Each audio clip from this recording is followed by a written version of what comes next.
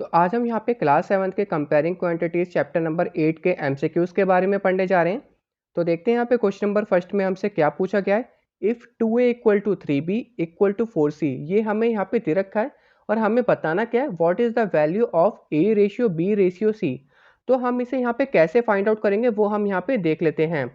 तो सबसे पहले हम यहाँ पे 2a equal to 3b equal to 4c को लेट कर लेंगे और इसको हम यहाँ पे मान लेंगे k। तो let 2a equal to 3b equal to 4c, इसको हमने यहाँ पे क्या मान लिया, k मान लिया। उसके बाद हमें क्या बताना है, हमें इसका रेशियो फाइंड आउट करना है। तो यहाँ पे क्या हो जाएगा, ये a ratio b ratio c equal to k upon 2 ratio, k upon 3 ratio and k upon 4। ये तीनों यहाँ पे क्या आ जाएंगे, रेशियो में आ जाएंगे। क्यों आएंगे, हमने यहाँ पे 2 3 4 क्यों लिखा, क्योंकि यहाँ पे हमें क्या दे रखा था, 2 दे रखा था, 3 दे रखा था, 4 दे रखा था और ये यहाँ पे नीचे क्या आ जाएंगे, डिनोमिनेटर सेक्शन में आ जाएंगे। ऐसा क्यों हो रहा है, मैं आपको यहाँ पे एक एग्जाम्पल के तौर पे समझा देता हूँ। अगर यहाँ पे क्या है, हमारा 2a इक्वल टू k है, जैसे कि आपको यहाँ पे दिख रहा होगा 2a, अगर मैं इसको यहाँ पे इक्वल टू k लेके चलता हूँ तो यहाँ पे क्या हो जाएगा, ये a equal to k upon 2। As it is अगर मैं 3b इक्वल टू k लेके चलूंगा तो यहाँ पे क्या हो जाएगा हमारा 3b इक्वल टू k, तो b equal to k upon 3। तो ऐसे ही मैंने यहाँ पे रेशियो में लिखा है k upon 2 ratio k upon 3 ratio k upon 4। अब हमें यहाँ पे क्या करना है, तीनों का एलसीएम ले लेना है। तो तीनों का एलसीएम यहाँ पे कितना आएगा, 2 3 4 का 2 1 जा 2, 2 2 जा 4, फिर दोबारा 2 से करेंगे। तो अब दोबारा यहाँ पे किससे करेंगे, 3 से करेंगे। अब दोबारा नहीं करना, यहाँ पे अलग से 3 आएगा। तो यहाँ पे कितना हो जाएगा, 2 2 जा 4 एंड 4 3 जा 12। तो 12 यहाँ पे इसका एलसीएम आ चुका है। तो एलसीएम यहाँ पे कितना आ गया, 12 आ गया। अब हमें यहाँ पे कुछ नहीं करना, हमें यहाँ पे सिंपल 12 से मल्टीप्लाई करनी है। तो यहाँ पे क्या हो जाएगा, a ratio b ratio c equal to k upon 2 multiply 12 ratio k upon 3 multiply 12 ratio k upon 4 multiply 12। अब यहाँ पे हमें इसको करना है सॉल्व। तो 2 1 जा 2, 2 6 जा 12, 3 1 जा 3, 3 4 जा 12, 4 1 जा 4 एंड 4 3 जा 12। तो यहाँ पे कितना आ गया, 6 रेशियो 4 रेशियो 3। तो a ratio b ratio c और k तो हमने पहले से ही लेट किया था, तो हमारे पास यहाँ पे किसका रेशियो आएगा, 6 रेशियो 4 रेशियो 3। तो ये हमारा आंसर आ चुका है। इसका मतलब हमारा यहाँ पे क्या होगा, डी ऑप्शन सही होगा। अब देखते हैं यहाँ पे नेक्स्ट क्वेश्चन। तो देखते हैं यहाँ पे क्वेश्चन नंबर सेकंड में हमसे क्या पूछा गया है। A certain sum of money amounts to 5/4 of itself in 5 years. तो 5 साल में एक मनी है वो अपने आप को 5/4 कर रही है। सो वहाँ पे कितने रेट परसेंट पे वो बढ़ा है वो हमें यहाँ पे बताना है, 5%, 7%, 9% या 12%। तो करते हैं यहाँ पे इसको सॉल्व। तो सबसे पहले हमें यहाँ पे प्रिंसिपल अमाउंट नहीं पता कि यहाँ पे किस अमाउंट की मनी की बात हो रही है, तो उसको हम यहाँ पे क्या मान लेंगे, x मान लेंगे।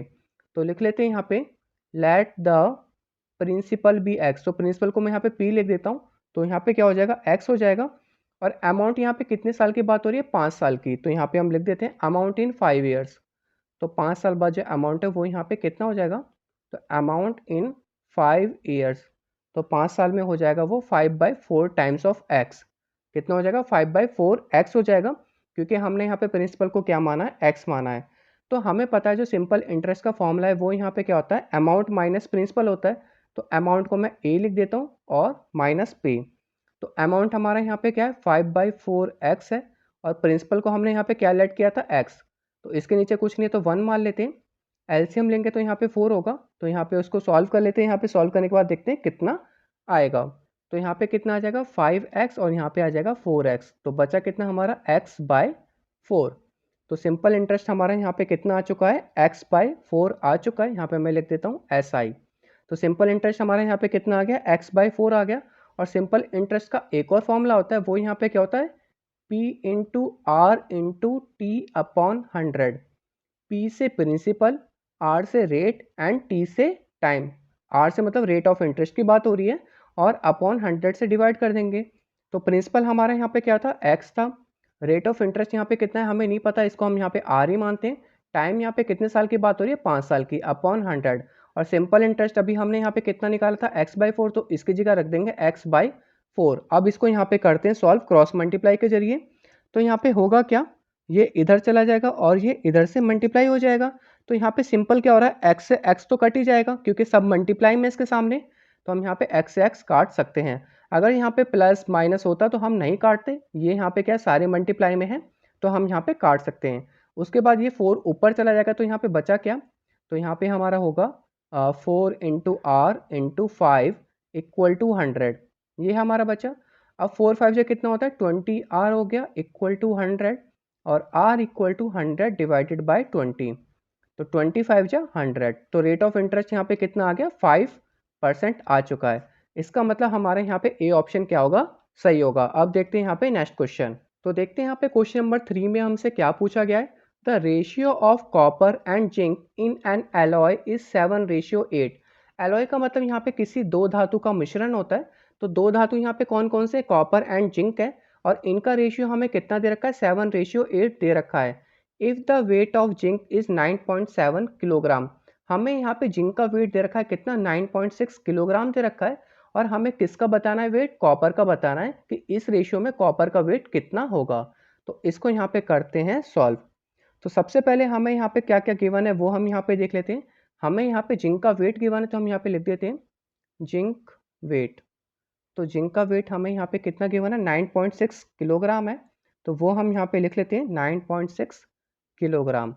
और हमें यहाँ पे रेशियो दे रखा है 7:8, तो वो भी हम लिख देते हैं ratio of copper and zinc. Ratio of copper and zinc कितना दे रखा है हमें 7:8 दे रखा है। बट हमें यहाँ पे इसको लेट करना पड़ेगा कि इसमें कितना कितना वेट है, तो हम यहाँ पे लेट कर लेते हैं। तो let weight of copper, copper का वेट तो हमें पता नहीं था, तो सिंपल इसको यहाँ पे लेट कर लेते कितना 7x। क्या लेट करेंगे हम यहाँ पे इसको 7x, क्योंकि यहाँ पे 7 इसका रेशियो था और वेट के साथ मल्टीप्लाई करेंगे तो उसको x ले लेंगे। एज इट इज़ हम यहाँ पे किसका लेट करेंगे, जिंक का करेंगे, तो जिंक का यहाँ पे क्या होगा वेट ऑफ जिंक। तो जिंक का हमारा यहाँ पे क्या होगा 8x होगा, तो हम यहाँ पे लिख लेते हैं 8x। तो यहाँ पे जो वेट ऑफ जिंक है वो हमें यहाँ पे कितना दे रखा है, वहाँ पे हमें दे रखा है 9.6 इक्वल टू 8x, और x इक्वल टू कितना हो जाएगा 9.6 डिवाइडेड बाई 8। इसको अगर मैं यहाँ पे डिवाइड करूँगा तो कितना आ जाएगा 8 1 जा 8, एंड यहाँ पे पॉइंट था और यहाँ पे 1 कैरी जाएगा, तो 8 2 जा 16, तो यहाँ पे कितना आ जाएगा x की वैल्यू 1.2 आ चुकी है। अब हमें यहाँ पे निकालना क्या था, हमें निकालना था यहाँ पे वेट ऑफ कॉपर, तो हम यहाँ पे लिख देते हैं wait of copper in the alloy. तो इस एलॉय में यहाँ पे कॉपर का वेट कितना है वो हम यहाँ पे निकालेंगे। तो हमने यहाँ पे क्या लेट किया था, यहाँ पे हमने लेट किया था weight of copper equal to 7x। तो यहाँ पे हम लिख देंगे 7x, और x की वैल्यू अभी हमारी यहाँ पे कितनी निकली है 1.2। सिंपल मल्टीप्लाई कर देंगे 7 इंटू 1.2, तो यहाँ पे हम 1.2 को 7 से मल्टीप्लाई करेंगे तो यहाँ पे कितना आएगा 7 2 जा 14 का 4, 1 कैरी गया, 7 1 जा 7 एंड 8, तो यहाँ पे आ गया हमारा 8.4 किलोग्राम। तो इसका मतलब यहाँ पे कॉपर का वेट कितना होगा 8.4 किलोग्राम होगा, इसलिए यहाँ पे क्या होगा सी ऑप्शन सही होगा। अब देखते हैं यहाँ पे नेक्स्ट क्वेश्चन। तो देखते हैं यहाँ पे क्वेश्चन नंबर 4 में हमसे क्या पूछा गया है, in an examination 96% of the candidates passed and 50 failed, what is the number of candidates who appeared for the examination। तो यहाँ पे 96% जो कैंडिडेट्स हैं वो तो यहाँ पे पास हो गए, और 50 जो यहाँ पे स्टूडेंट्स हैं वो यहाँ पे फेल हो गए। तो यहाँ पे हमें बताना कि कितने टोटल स्टूडेंट ने एग्जामिनेशन दिया था। तो ये यहाँ पे काफ़ी सिंपल है, अगर 96% यहाँ पे पास हुए तो फेल कितने हुए, फेल यहाँ पे हुए 4% स्टूडेंट। तो यहाँ पे हम लिख सकते हैं 4% स्टूडेंट्स आर फेल्ड। तो हमें पता है कि 4% स्टूडेंट की जो संख्या है वो यहाँ पे कितनी है 50 है, तो हम इसको यहाँ पे आसानी से सॉल्व कर सकते हैं। तो यहाँ पे कितना हो जाएगा हमारा 50 टोटल स्टूडेंट इक्वल टू यहाँ पे क्या करना है हमें 4% करना है। इसको यहाँ पे करेंगे तो कितना आ जाएगा 4% ऑफ एक्स करेंगे, यहाँ पे हम क्या करेंगे 4% ऑफ एक्स करेंगे, क्योंकि हमें यहाँ पे स्टूडेंट भी बताना है, और यहाँ पे स्टूडेंट्स को मान लेते हैं एक्स। तो यहाँ पे लिख देते हैं टोटल स्टूडेंट्स यहाँ पे कितने हो जाएंगे हमारे एक्स हो जाएंगे, ठीक है। तो 4% ऑफ एक्स कर लेते हैं, तो यहाँ पे कितना होगा 50 इक्वल टू परसेंट का साइन हटेगा तो यहाँ पे क्या हो जाएगा 4 डिवाइडेड बाई 100, और ऑफ का मतलब मल्टीप्लाई होता है तो 4 इंटू एक्स। अब यहाँ पे क्रॉस मल्टीप्लाई हो जाएगा तो यहाँ पे कितने हो जाएगा 50 इंटू 100, और नीचे चला जाएगा यहाँ पे 4 इक्वल टू एक्स। तो अब यहाँ पे करना है 4 से हमें डिवाइड, तो यहाँ पे कितना हो जाएगा 4 2 जा 8 एंड 4 5 जा 10 और 25 को 5 से करेंगे तो कितना होता है 125 और एक जीरो आ रहा है तो x की वैल्यू यहाँ पे सिंपल हो जाएगी 1250। तो टोटल स्टूडेंट्स यहाँ पे कितने हो गए 1250 का बी ऑप्शन यहाँ पे क्या होगा हमारा सही होगा। अब देखते हैं यहाँ पे नेक्स्ट क्वेश्चन। तो देखते हैं यहाँ पे क्वेश्चन नंबर 5 में हमसे क्या पूछा गया है। Ashok sells a room heater for 322 rupees gaining 1/6 of its cost price.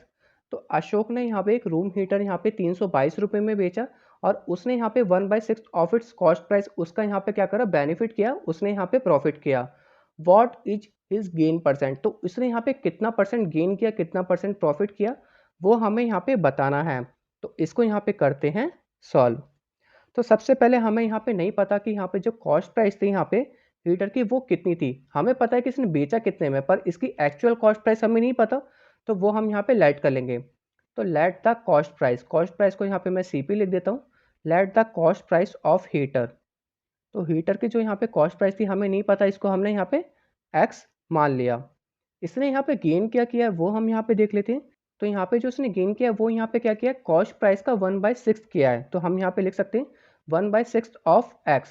तो 1/6 ऑफ x लिखेंगे तो इसका मतलब यहाँ पे क्या हो जाएगा x/6 हो जाएगा। सिंपल, ऑफ का मतलब मल्टीप्लाई होता है।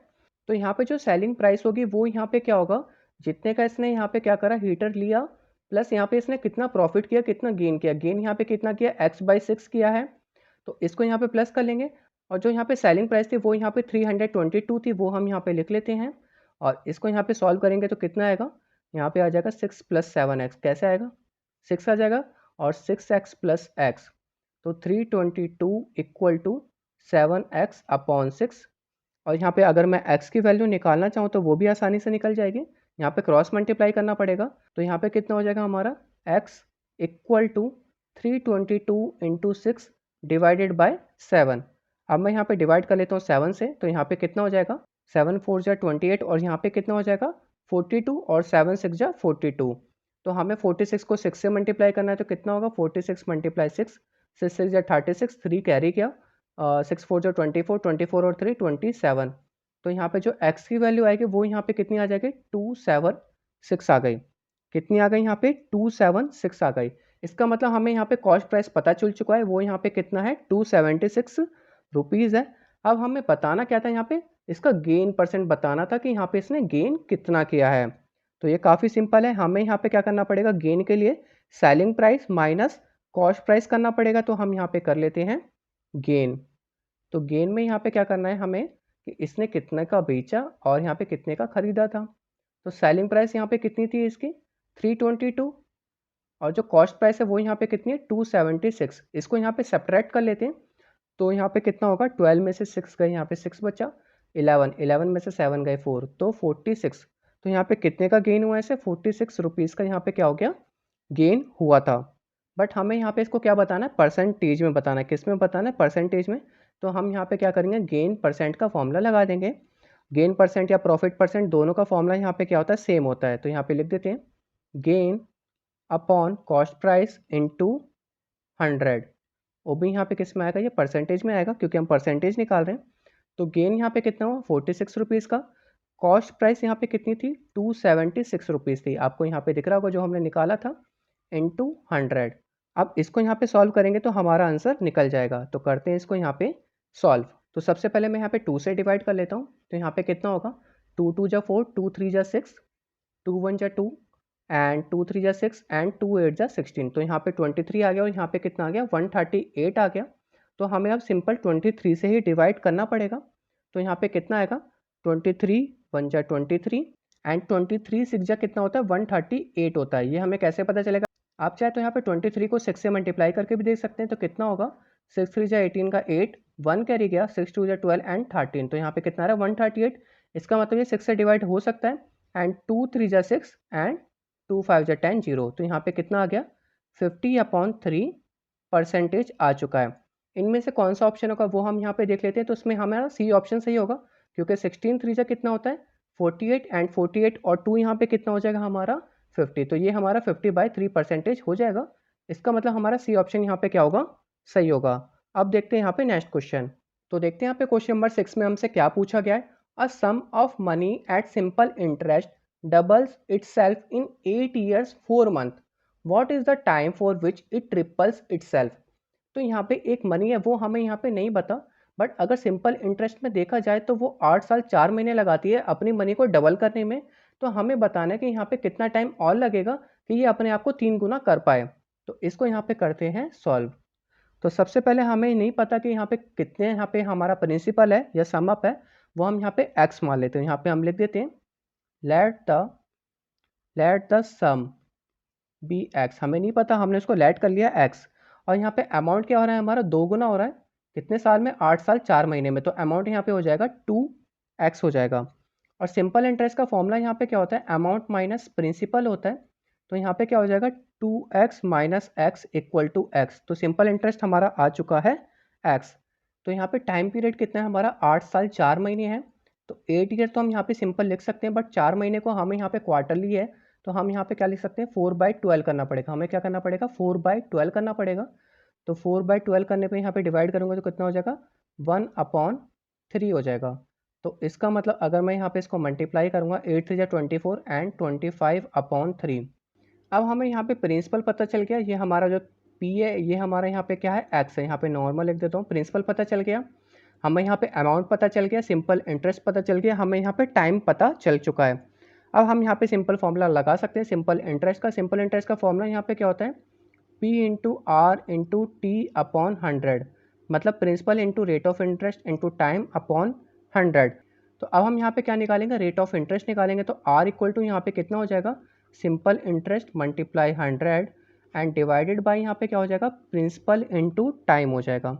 सिंपल इंटरेस्ट हमारा यहाँ पे कितना आया था, x आया था, मल्टीप्लाई 100, प्रिंसिपल भी हमारा यहाँ पे x था, और जो टाइम पीरियड है वो यहाँ पे क्या है 25/3 है। तो 25/3 और ये 3 हमारा ऊपर चला जाएगा। तो कितना बचेगा यहाँ पे, x से x भी कट गया, यहाँ पे हमारा बचा 100 इंटू 3 अपॉन 25। तो r इक्वल टू कितना आ गया हमारा, 100 इंटू 3 अपॉन 25। और यहाँ पे इसको डिवाइड करेंगे तो कितना आएगा, 25 1 25, 25 4 100 एंड 4 3 12। तो रेट ऑफ इंटरेस्ट आ चुका है हमारा यहाँ पे 12%। कितना आ गया हमारा यहाँ पे, 12% आ चुका है। फिर से दोबारा हमें यहाँ पे सॉल्व करना पड़ेगा, क्योंकि यहाँ पे जब अमाउंट अब कितनी हो रही है, ट्रिपल हो रही है। कितनी हो रही है यहाँ पे, triple itself. What is the time for which it triples itself. तो कितना टाइम लगेगा यहाँ पे अपने आप को इसको ट्रिपल करने में, तो वो हमें यहाँ पे करना है। तो सिंपल इंटरेस्ट यहाँ पे कितना हो जाएगा, equal to 3x minus x. ऐसा क्यों, क्योंकि जो हमारा यहाँ पे प्रिंसिपल था वो तो हमारा यहाँ पे x था, और जो अमाउंट है अब कितनी बात हो रही है यहाँ पे 3x, मतलब यहाँ पे ट्रिपल की बात हो रही है। तो अमाउंट यहाँ पे 3x लिया, प्रिंसिपल हमारा पहले से ही x था, तो इसलिए हमारा यहाँ पे क्या होगा, अमाउंट माइनस प्रिंसिपल। तो कितना हो गया हमारा यहाँ पे 3x minus x equal to 2x। अब सिंपल इंटरेस्ट जो लेंगे हम यहाँ पे 2x लेंगे, सेम दोबारा हम वही वाला फॉर्मूला लगाएंगे। तो मैं यहाँ पे डायरेक्टली रेट ऑफ इंटरेस्ट वाला फॉर्मूला यहाँ पे पुट कर देता हूँ। तो R equal to simple interest into 100 upon principal into time. तो टाइम पीरियड हमें यहाँ पे नहीं पता, रेट ऑफ इंटरेस्ट पता है, तो हम यहाँ पे t के जगह r करेंगे और r के जगह t कर लेंगे। तो यहाँ पे t इक्वल टू कितना हो जाएगा, सिंपल इंटरेस्ट इंटू 100, और यहाँ पे हो जाएगा p इंटू आर, क्योंकि रेट ऑफ इंटरेस्ट तो हमें पता है 12% पर एनम है, और सिंपल इंटरेस्ट अभी यहाँ पे कितना निकाला 2x इंटू 100, और प्रिंसिपल हमारा यहाँ पे कितना था, x था, और रेट ऑफ इंटरेस्ट यहाँ पे 12 था। x से x कैंसिल आउट, 2 1 जा 2 एंड 2 6 जा 12। तो यहाँ पे कितना आ गया हमारा 100 डिवाइडेड बाय 6। इसको यहाँ पे करूँगा सॉल्व तो कितना आ जाएगा हमारा, यहाँ पे आ जाएगा 50/3, क्योंकि 2 3 जा 6 एंड 2 5 जा 10 0। तो यहाँ पे कितना आ गया 50/3 ईयर। इतना यहाँ पे हमारा टाइम लग चुकेगा, बट हमें यहाँ पे 50/3 ईयर्स तो दे नहीं रखा, हम इसको कैसे चेंज करेंगे तो वो हम यहाँ पे देख लेते हैं। अब हमें यहाँ पे 50/3 को मिक्स फ्रैक्शन में चेंज करना, तो यहाँ पे कितना हो जाएगा 16 3 जा 48 एंड +2, मतलब 50/3 ईयर्स हो जाएगा। इसका मतलब यहाँ पे 16 साल तो लगने ही लगने, तो इसमें बी या डी ऑप्शन में से सही होगा। अब हमें यहाँ पे 2/3 को किस में चेंज करना है, मंथ्स में चेंज करना है। किस में, मंथ्स में चेंज करना है। और यहाँ पे आपको नीचे दिख रहा होगा यहाँ पे 3 आ रहा है, इसका मतलब पूरे साल को इसने 3 भाग में पार्ट रखा है, मतलब 4 4 4। तो 4 + 4 + 4 यहाँ पे 3 भाग में बांट रखा है, इसलिए यहाँ पे नीचे कितना आया 3 आया है, और ऊपर यहाँ पे कह रहा है 2/3। इसका मतलब हमें 2 पार्ट लेना पड़ेगा। तो 4 + 4 कितना होता है, 8 होता है। तो इसका मतलब यहाँ पे क्या होगा हमारा 16 ईयर 8 मंथ। हमारा बी ऑप्शन यहाँ पे क्या होगा, सही होगा। ऐसा क्यों, मैं यहाँ पे फिर से आपको बता देता हूँ।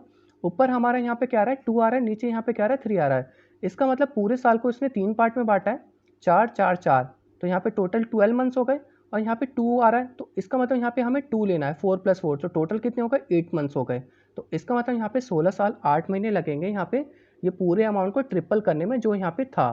तो इसका बी ऑप्शन यहाँ पे क्या होगा, सही होगा। अब देखते हैं यहाँ पे नेक्स्ट क्वेश्चन। क्वेश्चन नंबर 7 में हमसे क्या पूछा गया है, Guru and Chiru borrow 2250 and 2500 respectively at the same rate of simple interest for 3 years. तो गुरु ने यहाँ पे 2250 और चिरू ने यहाँ पे 2500 रुपये लिए हैं 3 साल के लिए, और जो सिंपल इंटरेस्ट जो रेट ऑफ इंटरेस्ट है वो यहाँ पे सेम है। If the interest paid by Giroud is 45 more than that paid by Guru. तो यहाँ पे चिरू ने पैसे भी ज़्यादा लिए थे, इसका मतलब वो जो यहाँ पे इंटरेस्ट है वो भी यहाँ पे ज़्यादा देगा। तो चिरू ने यहाँ पे 45 रुपये ज़्यादा दिए हैं गुरु के मुकाबले। तो यहाँ पे बताना है कि जो रेट ऑफ इंटरेस्ट है पर एनम वो यहाँ पे कितना है। तो इसको यहाँ पे करते हैं सॉल्व। तो यहाँ पे मान लेते हैं let paid by x rupees by Guru. तो मान लेते हैं कि यहाँ पे गुरु ने एक्स रुपीज़ का इंटरेस्ट पे किया, और हमें यहाँ पे इसका भी नहीं पता कि यहाँ पे चीरू ने कितना पे किया, बस ये पता है कि 45 रुपये ज़्यादा किया है। तो इसका मतलब जो यहाँ पे चीरू है इसका जो रेट ऑफ इंटरेस्ट है वो यहाँ पे कितना होगा, x + 45 होगा। मतलब यहाँ पे 45 रुपये गुरु से ज़्यादा पे किया है इसने, तो इसलिए हम यहाँ पे क्या ले लेंगे, x + 45 ले लेंगे। और सिंपल इंटरेस्ट का फॉर्मूला यहाँ पे क्या होता है, principal into rate of interest into time upon 100 होता है।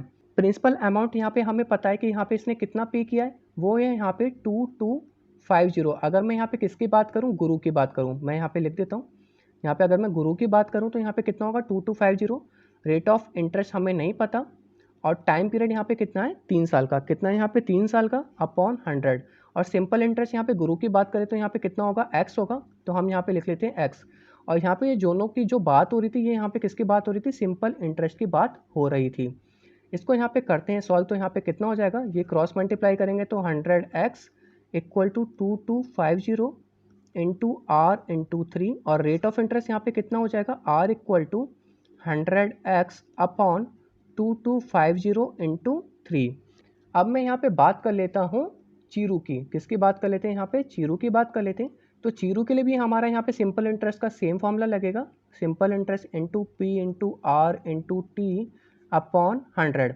तो सिंपल इंटरेस्ट जीरो के लिए जो लगेगा वो यहाँ पे क्या लगेगा, x + 45, और जो प्रिंसिपल अमाउंट था वो भी यहाँ पे डिफरेंट था, वो यहाँ पे कितना था 2500। रेट ऑफ इंटरेस्ट नहीं पता, टाइम पीरियड 3 ईयर्स अपॉन 100। यहाँ पे भी क्रॉस मल्टीप्लाई करेंगे तो यहाँ पे कितना होगा 100x + 45 equal to 2500 into R into 3।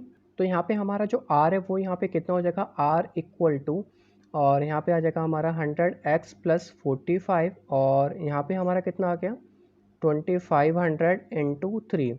ये 00 से 00 यहाँ पे क्या हो जाएगा, कट जाएगा।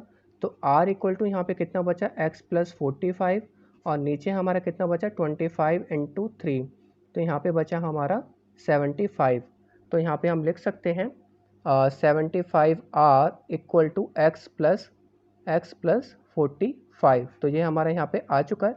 तो हम इसको यहाँ पे सॉल्व कर लेंगे तो यहाँ पे क्या होगा, 0 से 0 कैंसिल आउट हो जाएगा, और यहाँ पे बचेगा कितना, यहाँ पे 225 इंटू 3 आर बच जाएगा। तो r equal to 225 into 3 equal to x and divided by 10 आ जाएगा। यहाँ पे कितना आ जाएगा, डिवाइडेड बाय 10 आ जाएगा।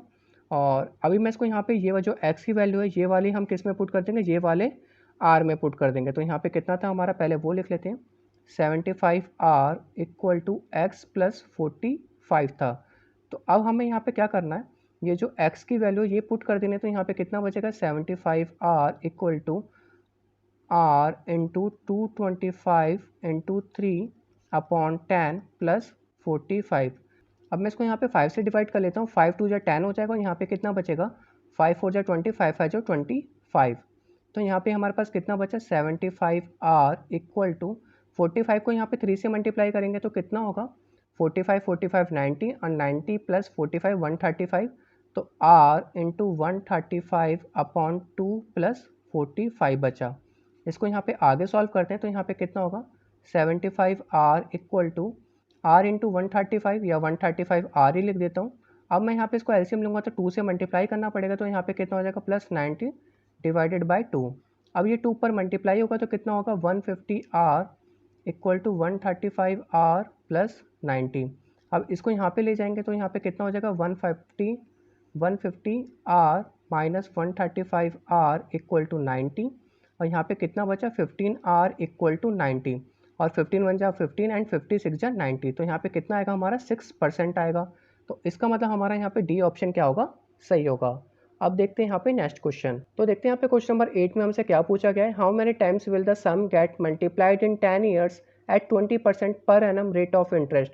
अगर यहाँ पे 20% per annum rate of interest है तो 10 साल में वो यहाँ पे कितने बार मल्टीप्लाई होगा वो हमें यहाँ पे बताना है। तो करते हैं यहाँ पे इसको सॉल्व। तो सबसे पहले यहाँ पे जो रेट ऑफ इंटरेस्ट है वो यहाँ पे क्या है 20% है, और जो यहाँ पे टाइम पीरियड है वो यहाँ पे कितने टाइम पीरियड है 10 साल की बात हो रही है। और यहाँ पे हाउ मैनी टाइम्स, यहाँ पे कितने टाइम्स की बात हो रही है वो हमें यहाँ पे नहीं पता, तो हमें यहाँ पे क्या फाइंड आउट करना है, एन फाइंड आउट करना है नंबर ऑफ टाइम्स।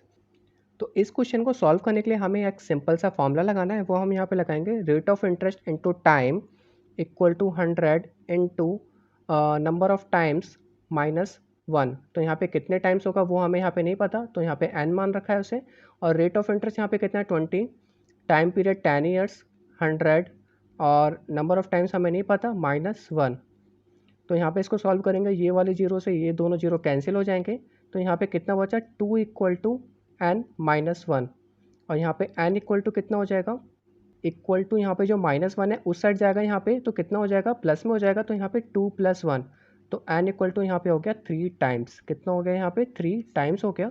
तो देखते हैं यहाँ पे क्वेश्चन नंबर 9 में हमसे क्या पूछा गया है, in how many years does a certain sum amount to 3 times the principal at the rate of 15/3%। ये जो हमें मिक्स फ्रैक्शन में दे रखा है इसका मतलब यहाँ पे क्या होगा 50/3% होगा। तो यहाँ पे एक अमाउंट है, तो यहाँ पे हमें उसको कितना करना है 3 गुना करना है, और कितना रेट ऑफ इंटरेस्ट है यहाँ पे 50/3%। तो यहाँ पे कितने साल लगेंगे उसको 3 गुना करने में इस अमाउंट ऑफ इंटरेस्ट रेट से, तो इसको हमें यहाँ पे सॉल्व करना है। तो सबसे पहले करते हैं इसको सॉल्व, और रेट ऑफ इंटरेस्ट यहाँ पे कितना दे रखा है 16 2/3 दे रखा है, तो इसका मतलब यहाँ पे क्या होगा 50/3%। ये हमें मिक्स फ्रैक्शन में दे रखा है, तो 16 3 जा 48 + 2 50, तो यहाँ पे कितना हो जाएगा 50/3%। और यहाँ पे जो प्रिंसिपल अमाउंट है वो हमें यहाँ पे नहीं पता, जो प्रिंसिपल अमाउंट है वो हमें यहाँ पे नहीं पता, बट हमें उसको यहाँ पे क्या करना है 3 गुना करना है। कितना करना है 3 गुना करना है। तो इसका मतलब जो हमारा एक्चुअल अमाउंट है उसको हमें यहाँ पे 3 गुना करना है प्रिंसिपल अमाउंट के।